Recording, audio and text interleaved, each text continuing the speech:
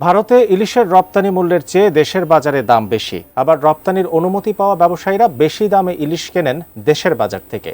বেশি দামে ইলিশ কিনে কিসের স্বার্থে কম দামে ভারতে ইলিশ পাঠাচ্ছেন ব্যবসায়ীরা? এর নেপথ্যের কারণ নিয়ে বিস্তারিত জানাচ্ছেন লিমা সায়ন্তী। ভারতের পশ্চিমবঙ্গে বাংলাদেশের ইলিশ মাছ নিয়ে ব্যাপক আগ্রহ রয়েছে। তবে গত ৫ বছরের তথ্য বিশ্লেষণে দেখা যায়, বাংলাদেশ থেকে যে পরিমাণ ইলিশ রপ্তানি হয়েছে তা মোট উৎপাদনের মাত্র 0.29%। এছাড়া সরকার যে পরিমাণ রপ্তানির অনুমোদন দেয় তার কম ইলিশ যায় ভারতে। বাণিজ্য মন্ত্রণালয় গত বছর ৭৯টি প্রতিষ্ঠানকে ৩,৯৫০ টন রপ্তানির অনুমতি দিলেও বেনাপোল ও আখাউড়া স্থলবন্দর দিয়ে সব মিলিয়ে ইলিশ রপ্তানি হয়েছে প্রায় ৮০২ টন। এদিকে দুর্গাপূজা উপলক্ষে চলতি বছরে ভারতে ১,২০০ টন ইলিশ মাছ রপ্তানির নীতিগত সিদ্ধান্ত নিয়েছে বাণিজ্য মন্ত্রণালয়। ৮ সেপ্টেম্বর মন্ত্রণালয় এ সংক্রান্ত আদেশ জারি করে। গত বছর দুর্গাপূজা উপলক্ষে বাণিজ্য মন্ত্রণালয় প্রথমে ভারতে ৩,০০০ টন ইলিশ রপ্তানির অনুমতি দেওয়ার সিদ্ধান্ত নিয়েছিল। পরে সেটি কমিয়ে ২,৪২০ টন করা হয়।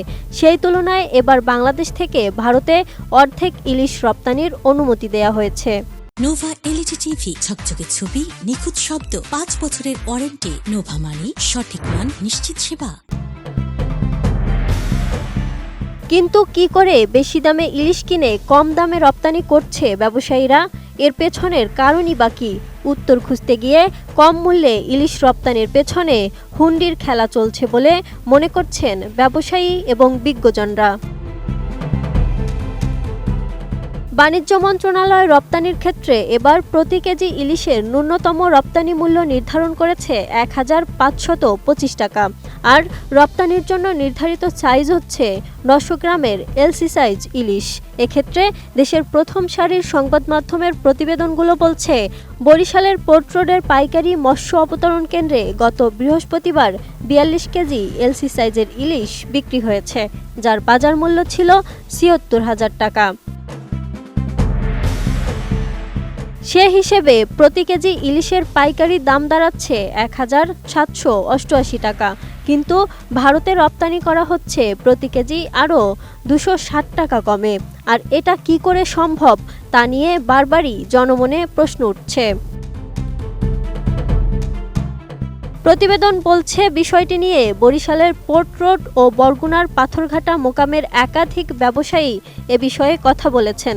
তারা বলছেন, কাগজপত্রে ঠিকই মন্ত্রণালয়ের দরে ইলিশ রপ্তানি হচ্ছে, আর ভারতীয় আমদানিকারকেরা ব্যাংকের মাধ্যমে এই টাকা বাংলাদেশে পাঠাচ্ছেন। তবে ভারতের ব্যবসায়ীদের কাছে ইলিশ বিক্রি হচ্ছে ওই দেশের বাজার দর অনুযায়ী।